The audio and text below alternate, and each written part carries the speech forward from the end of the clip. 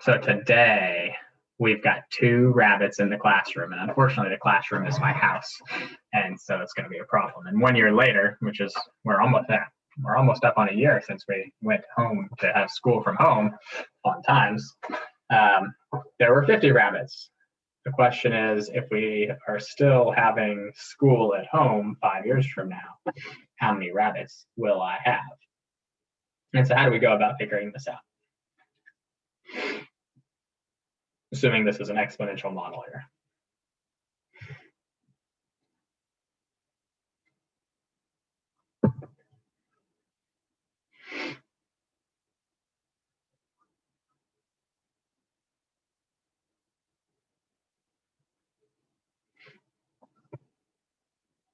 Yep, exactly, Nick. So it should just be our final amount, which is after 1 year, 50, should be equal to our initial amount times E to some constant times T.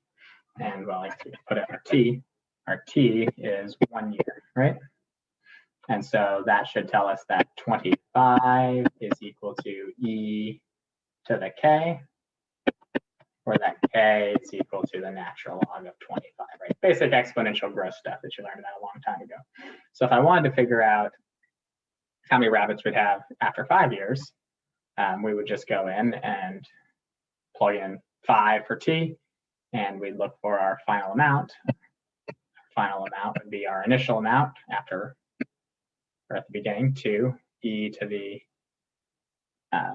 natural log of 25 times 5, right? 5 years, natural log of 25 is our K. And how many rabbits do we end up with?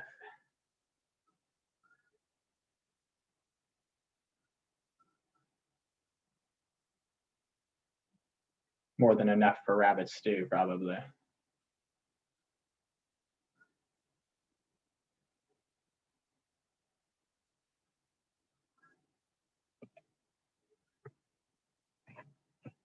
What do we get?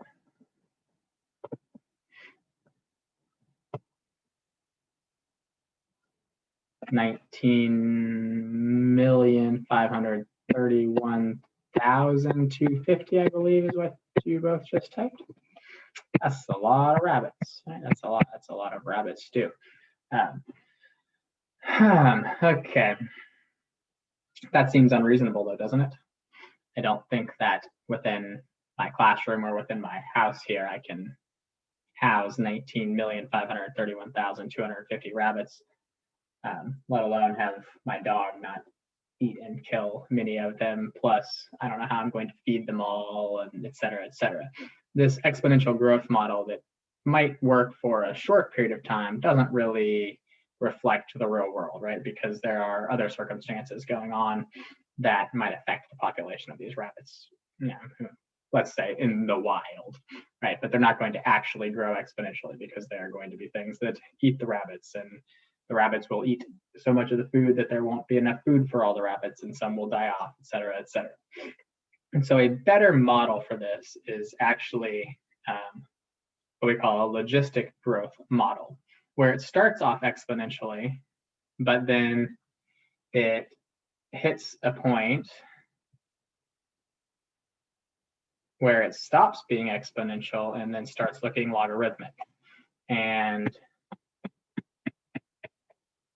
we call this line that we start to approach the maximum number of rabbits that we might actually have. We call this the carrying capacity of the population. And that's about the highest it's ever going to be able to get to. That's the highest it's going to reach. So we know that this is an unreasonable amount, right? So we look at a logistic growth model that ends up looking something like this, and where we reach a carrying capacity and we approach that. It starts off exponential and then narrows off and looks logarithmic. Okay, and so that's what we're going to be looking at. We're going to look at sort of a better real world representation of what these populations do, right? When we talk about bacteria in a petri dish, well, for a while, yeah, it goes exponentially, right? But eventually, there's not enough room in that petri dish for more bacteria. Right? Same with rabbits in the world, and et cetera, et cetera. So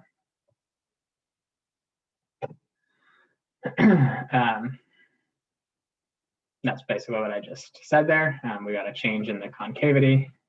And a logistic growth equation follows the differential equation of dp dt equals some constant k times p, which is your population, times m minus p. And this value of m right here is going to be very significant to us. M is the value of the carrying capacity. So when you are given a logistic differential equation, you will be able to immediately look at it and know what the carrying capacity of that population is. It's always that M value. Okay. So this is the basic setup for the logistic differential equation. And we're going to go through and we're going to see if we can, work through a problem here, figuring out what the carrying capacity is, figuring out when the population is increasing at its largest amount. And in fact, we might want to say that right here, that the population is increasing most rapidly. Because it's a question they will sometimes ask. It's increasing most rapidly at 1/2 of m, at 1/2 the carrying capacity. And so m is the carrying capacity, increasing most rapidly at 1/2 m. And we're going to see if we can solve some differential equations of this sort. Sound good? Yes. Anybody questions so far? Pretty straightforward so far.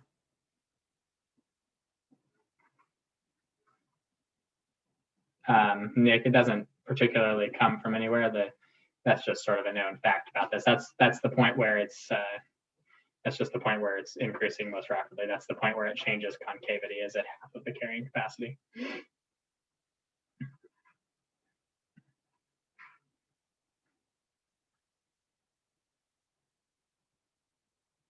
All right. So we've got some moose. We've got a population of moose. This time they're going to be in the wild and not in my classroom or in my house. And so we're going to find out, first off, what's the carrying capacity, second off, what's the population when it's growing the fastest, and third, we want to try to solve the differential equation, given that the initial number of moose in the wherever we're looking is 61 moose. So first off, what's the carrying capacity? That should be easy.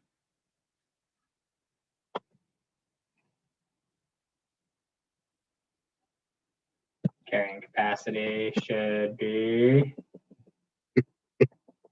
1,000.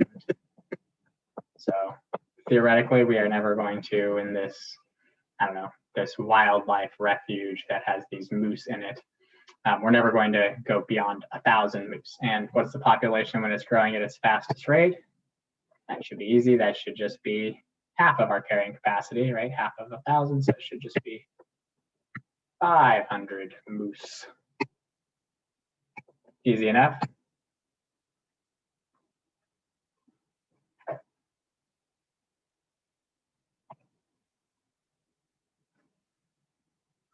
I hope. Now comes the slightly more difficult part, which is solving this differential equation here. So how are we going to solve dp dt equals 0.0003 p times 1,000 minus p?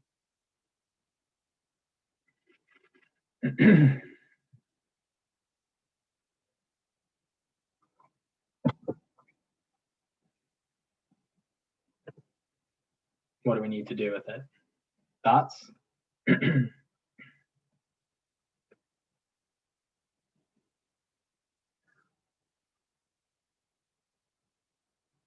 Separate the variables, right there. So everything with a p is going to have to go to the other side, right?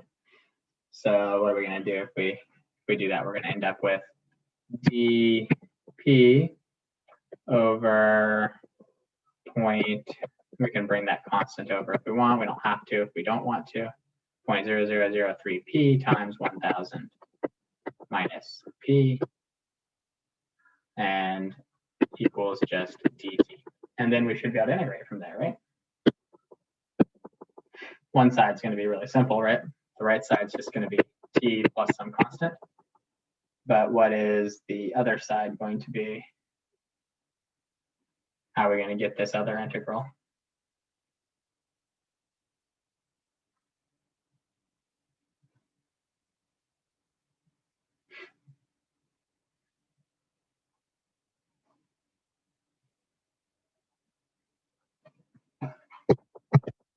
Partial fraction, I assume that C that you wrote was supposed to be a D for partial fraction decomposition. But yes, that's exactly right. So we're going to call this A over 0.0003p plus B over 1000 minus p. It's already conveniently factored for us. And so all we have to do is then set up our system of equations in order to figure out what A and B are. So what's A going to have to get multiplied by? A is going to get multiplied by 1000 minus P, right? So we'll have 1000 A minus AP, and then plus the B just needs to get multiplied by the 0.0003P, so plus 0.0003B P. And that should equal 1, right? Because that's all we've got here is a 1. And then what? Set up a system of equations, right? Negative A plus 0.0003B should be what? That's the number of P's we have on the left side. How many P's do we have on the right side? 0. Yep. And then our second equation should just be 1000A equals 1. And so what does A equal? Should be 1 over 1000. Okay. And if A is 1 over 1000, this becomes negative 1 1000. So we've got negative 1 1000. And then this is what, 3 1000s right here? Is that right? I think I put an extra 0 in there. No, I didn't. Okay. So we got negative 1 1000 plus our 0.0003b equals 0. And what does b come out to be? Should be 3 over 10,000, right? Because this is 3 over 10,000, 3 10,000s here. So b is what? 10/3, I believe. Everybody good with that?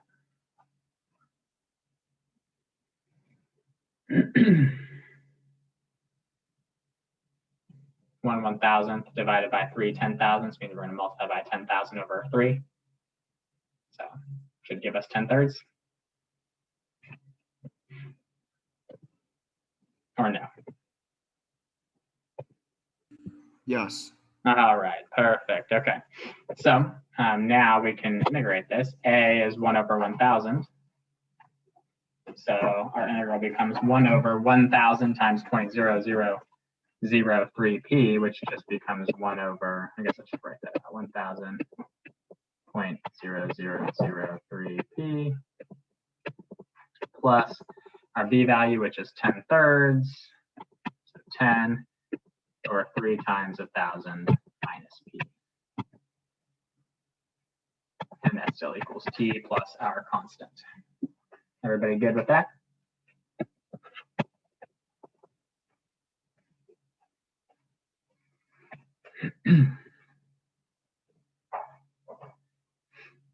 And what's the integral of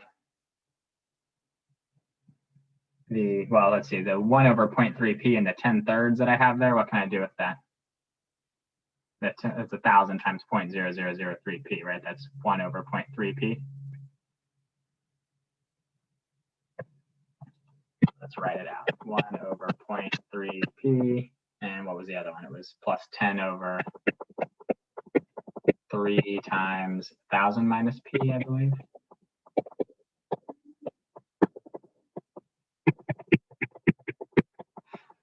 And what can you tell me about this 1 over the 0.3 here?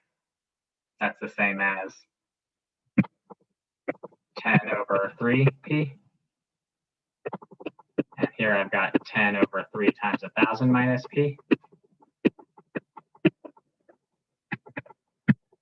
which tells me I can pull the 10/3 out and integrate. What's the integral of 1 over p?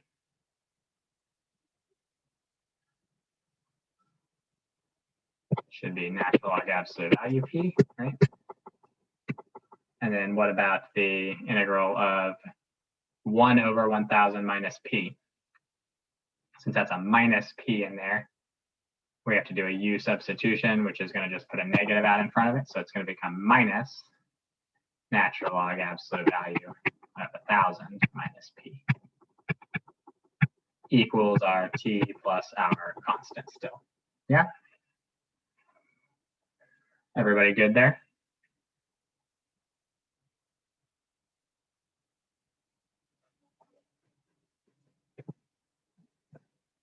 Cool. All right, now here's where the fun part starts. If you didn't already think it was fun. What is our p-value? P-value should be, from our initial condition, 61, right? And t was 0.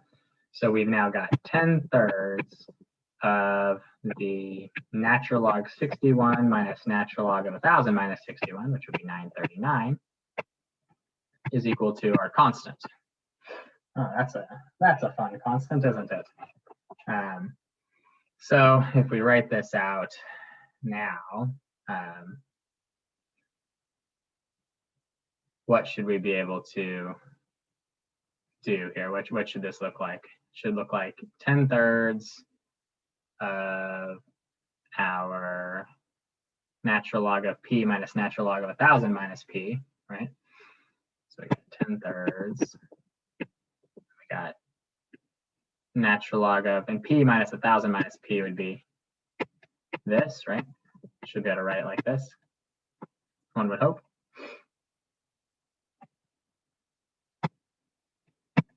Equals t plus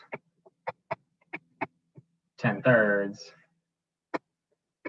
of natural log of 61 minus, well, I guess we'll write it out this way. I was going to say we could write it out as a single fraction, but natural log 61 minus natural log of 939. Good or no? Yes. All right.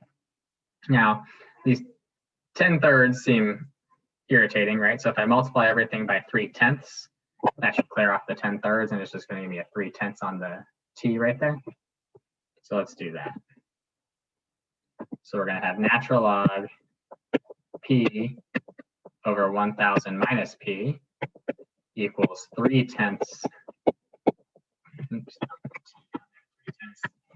t, and then we could rewrite that as plus natural log of, what was it, 61 over 939, right? We got to solve for p, right? So it's a fun little process here. We'll exponentiate both of those now. So we'll raise that as an e. And we've now just got p over 1,000 minus p equals e to the 3/10 t times e to the ln 61 over 939. Good or no?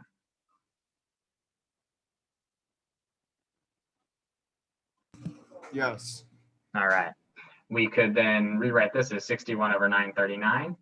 And in order to solve this for p, we're going to have to multiply the 1,000 minus p over here and eventually get it all into the numerator and factor it out. So let's kind of do both of those in one step. We got p equals 61 e to the 3/10 t over 939 times 1,000 minus p. Everyone good there still?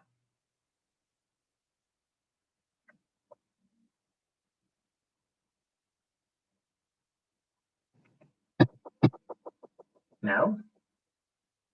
What are you not good with there?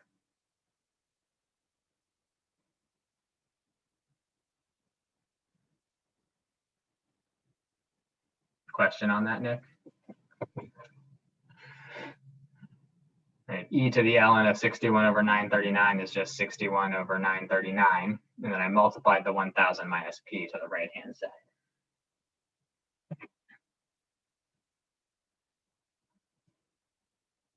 Good or no? Yes. Okay. All right. So now we're going to have to distribute this out so that we can gather all the p's to one side. So we've now got p equals, this becomes what? 61,000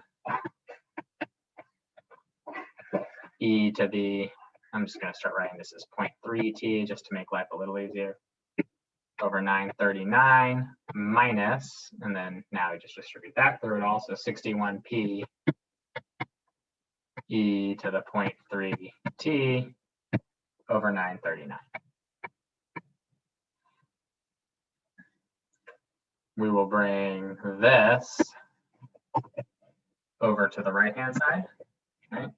So if I bring that over to the right-hand side, we should have p plus 61p e to the 0.3t over 939 equals 61,000 e to the 0.3t over 939. Good?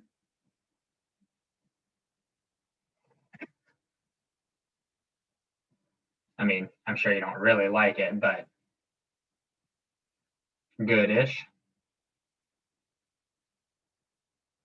And how do I solve that for p?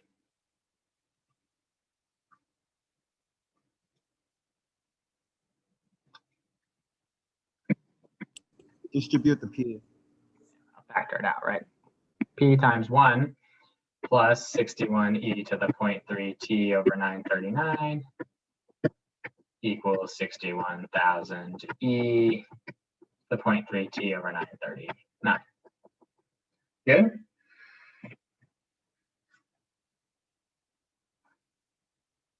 Or no?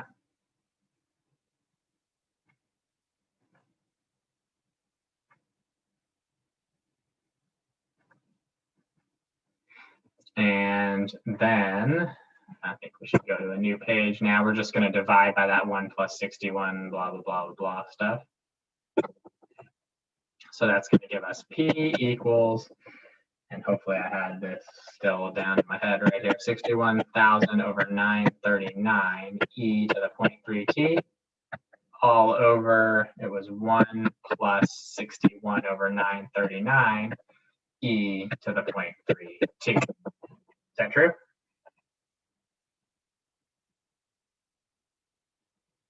Yes. All right, cool. So then what?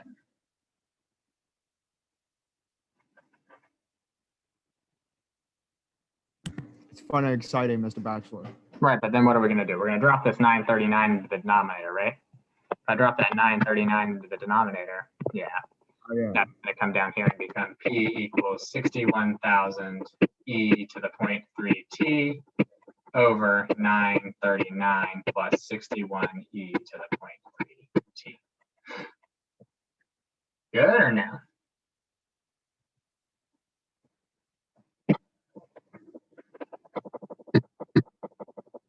Yeah, it's fun times. So that's, we're now just slightly over. That's where we're going to stop today. We're going to do another 1 or 2 of these, but what we're going to start off with tomorrow is we're going to start with just the generic form of it, and we're going to just solve this so that we know what it becomes in generic terms, so we can sort of see where our carrying capacity and where our K value and our M values all end up sitting. And so this form is a pretty decent looking form, but it requires a lot of work. And in fact, in the last 10 to 12 years, I have not seen them ask for somebody to actually solve the logistic differential equation. they just ask general questions about it and want to know if it's a logistic one and perhaps what the equation ends up looking like at the end. But you don't normally have to actually solve them all out. So tomorrow we're going to solve out the generic one, the basic formula for it. And then we'll be done with logistic growth within the first 20 minutes tomorrow and move on to series. And that's it.